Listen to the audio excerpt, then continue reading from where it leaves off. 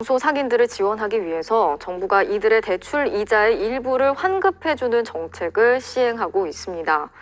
그런데 정부 지원금을 받은 대상 중에는 포르쉐나 벤츠 같은 고급 수입 차량의 운영비도 포함된 것으로 확인됐습니다. 조이명 기자가 단독 취재했습니다. 지난 1월 금융위원회는 소상공인 금리부담 경감 3종 세트 시행 방안을 발표했습니다. 중소금융권 대출을 받은 소상공인 40만 명에게 최대 150만 원씩의 이자 비용을 환급 지원해주는 내용이 포함됐는데 윤석열 대통령이 참석한 국민 민생 토론회에서도 보고됐습니다.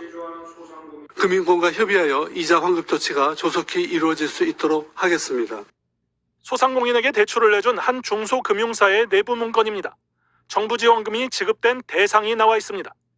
벤츠의 최고급 세단인 S클래스와 2억 원을 훌쩍 넘는 지바겐, 또 BMW의 최고급 승용차인 8시리즈뿐 아니라 포르쉐의 고성능 스포츠카 718 박스터, 파나메라도 눈에 띕니다. 모두 1억 원을 훌쩍 넘는 최고급 차량들입니다. 일부 사업자와 법인들이 리스 형태로 운행 중인 고급 수입차의 리스 할부금 이자를 세금으로 지원해준 셈입니다. 왜 이런 일이 벌어졌을까? 정부가 정한 이자 환급 신청 마감일은 지난달 26일. 그런데 지원 대상이 확정된 건 불과 사흘 뒤인 29일이었습니다. 수만 명 수준으로 추정되는 이자 지원 대상자를 이틀 만에 선정한 겁니다. 혈세 지원 사업을 꼼꼼한 심사 없이 성급하게 추진했다는 비판이 나옵니다.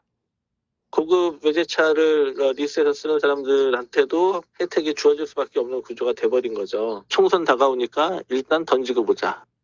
돈을 대출해준 일선 금융권 담당자들조차 고급 수입차 리스 비용까지 세금으로 지원하는 것에 문제를 제기했습니다.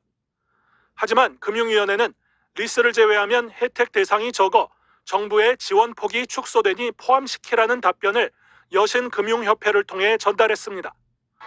어려움에 처한 중소상공인을 지원한다는 본래 사업 취지보다는 정부 정책 성과에 치중한 것으로 해석됩니다. 이에 대해 금융위원회는 고가 외제차를 타는 분들 중에도 사정이 어려운 분들이 많다며 지원 기준이나 소득 등을 일일이 따져서 지원하는 것은 현실적으로 어렵다는 해명을 내놨습니다.